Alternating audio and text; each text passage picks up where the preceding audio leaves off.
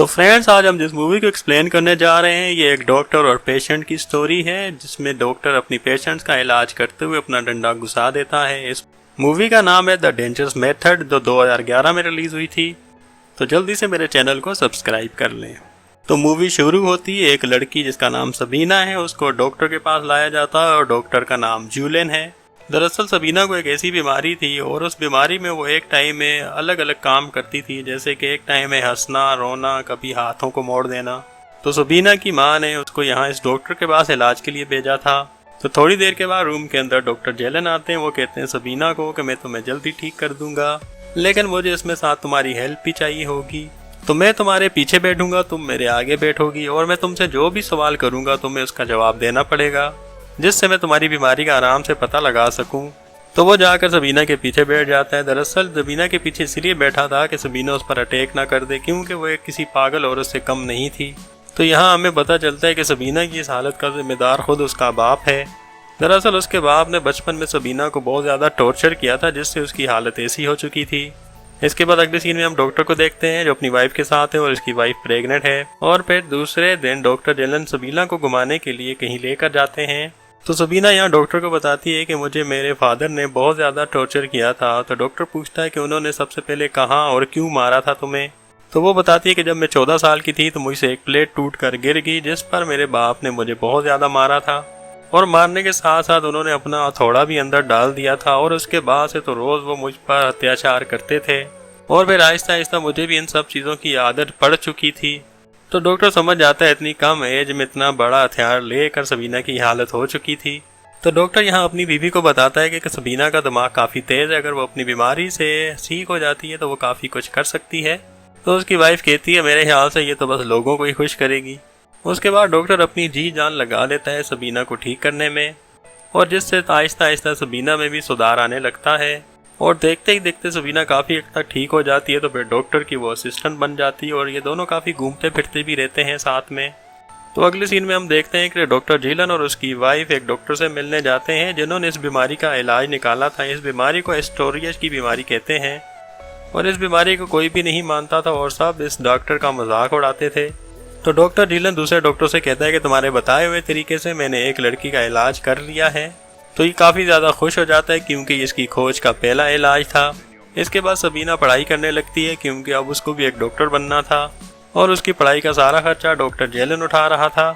तो डॉक्टर जेलन कहता है कि मैंने तुम्हारे बारे में अपने बड़े डॉक्टर को बताया है कि तुम काफ़ी ज़्यादा इंटेलिजेंट हो। इसके बाद दिखाते हैं एक बंदा डॉक्टर जेलन के घर पर आता है जिसको सबीना वाली ही बीमारी थी और इसका नाम जॉन था।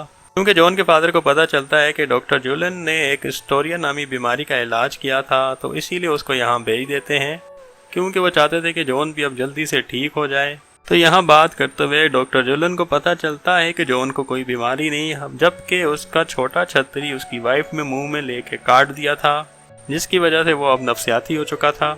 और अब दूसरे दिन सबीना और डॉक्टर जेलन बातें कर रहे होते हैं तो सबीना एकदम से डॉक्टर जेलन को किस कर देती है और यहाँ डॉक्टर जेलन उसे कुछ भी नहीं कहता क्योंकि उसको ठीक करते करते डॉक्टर जेलन को सबीना से प्यार हो गया था। और अगले सीन में हम देखते हैं कि जॉन सीढ़ी लगाकर दीवार से फिलांग डॉक्टर जेलन के घर से भाग जाता है क्योंकि उसको कोई बीमारी तो थी नहीं। और इसके रूम से उसे एक लेटर मिलता है जिसमें लिखा हुआ था कि मुझे तुम्हारे और सबीना के चक्कर के बारे में सब पता चल चुका है। मेरा तो हथियार मेरी बीवी ने काट दिया, तुम्हारा तो है, तो तुम सबीना की बजा दो।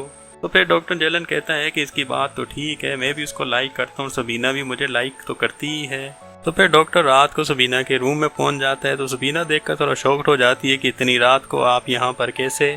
तो डॉक्टर कहता है तुम्हारी चुम्मी मुझे सोने नहीं दे रही, जब से तुमने मुझे किस की है मेरी कैंडल तब से ही जल रही है और अब मैं इसको तुम्हारी वादियों में डालकर तुम्हारे गर्म पानी से बुझाना चाहता हूँ। फिर वो सबीना पर अपनी रेलगाड़ी सही जोर से चला देता है। तो अगले दिन डॉक्टर जेलन अपने बड़े डॉक्टर से मिलता है जो उसको बताता है कि पूरे शहर में अफवाह फैल चुकी है कि तुम्हारा चक्कर किसी पेशेंट के साथ है। ये सुनकर जेलन काफ़ी परेशान हो जाता है, ये बात इसको कैसे पता चल गई। तो उसके बाद डॉक्टर सबीना के पास जाता है और कहता है कि आज से हम दोनों एक दूसरे के करीब नहीं आएंगे। तो सबीना पूछती है क्यों, क्या हुआ। तो डॉक्टर कहता है कि तुमने पूरे शहर को हमारे रिलेशन के बारे में बता दिया है। तो सबीना कहती है कि नहीं, मैंने तो किसी को कुछ भी नहीं बताया। और ये सुनकर वापस सबीना को अटैक आने लगता है जो उसकी बीमारी थी। तो डॉक्टर अपने घर आ जाता है लेकिन सबीना भी इसके पीछे उसके घर आ जाती है। तो सबीना कहती है मेरी माँ मुझे लेने आई है। तो डॉक्टर कहता है मैंने ही उन्हें बुलाया है कि तुम्हें यहाँ से ले जाएं। मैं अब नहीं चाहता कि तुम्हारा इलाज करूं क्योंकि तुमने मेरी इज्जत को सारे शहर में बदनाम कर दिया है। तो सबीना भी गुस्से में वहाँ से उठ के चली जाती है।